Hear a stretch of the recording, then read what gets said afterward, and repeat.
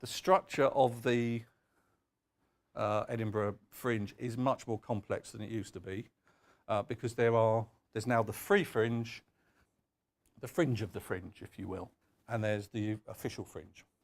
And the difference is that on the main fringe, you pay for a venue and you pay that money back by giving 40% of your box office to the person that's running that venue. You get 60%, they get 40%, and you have to kick money in up front.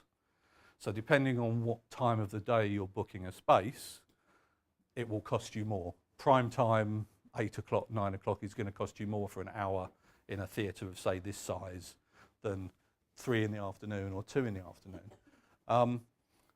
The business model is different for the free fringe. You don't pay anything at all for the space. The audience don't pay anything at all to come in. More or less no money changes hands. And at the end of the day, you walk away with nothing, no profit, which is the same as if you did it the other way. Because if you've got, even if you're taking 60% of your box office, at best that will cover your costs. So if you're on the official fringe, you walk away with nothing. If you're on the free fringe, you walk away with nothing. But the difference on the free fringe is no risk. You don't have to kick any money up front. And the other great thing about the free fringe is that you will play to full audiences because it's free. Ticket prices in Edinburgh are 15 quid roughly nowadays. People go up there for 3, 4, 5 days at a time. So they'll pay, now and again, they'll pay 15 quid for a show. But in Edinburgh, you see shows all day. You'll see maybe 4, 5, 6 shows a day. So people are flocking to the free fringe because they can pad out their entertainment by seeing shows they don't have to pay for.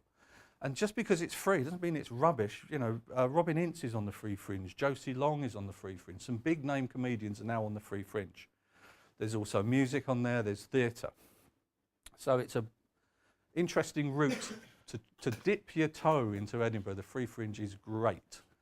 There's 2 free fringes. There's one called the Laughing Horse Free Fringe and there's one called the Peter Buckley Hill Free Fringe. You did Laughing Horse, I believe.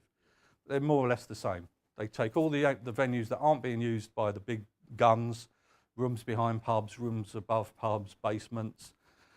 They turn them into theatres.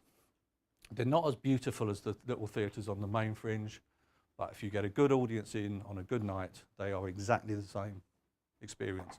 The reviewers also go to the free fringe shows. Your show got reviewed, didn't it? And not only that, but you can also be listed in the main fringe programme.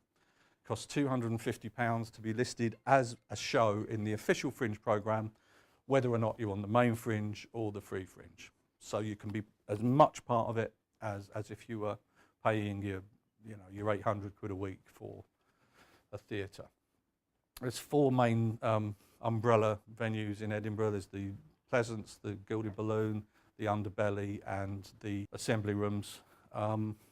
Each of them run about 30 different theatre spaces, ranging from this size right up to almost stadium size, 2,000, 3,000 seaters. If you're going to Edinburgh for the first time, you're probably going to be in something like a 50 or 60 seat theatre, even smaller than this.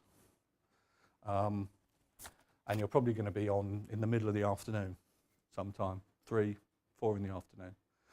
So 3 in the afternoon, 50 seater, free fringe. That's probably your entry level. Oh, the best place to find out about the fringe generally is if you go to edfringe.com, you can get a pack which costs about 10 quid and it's a kind of I want to be a performer pack.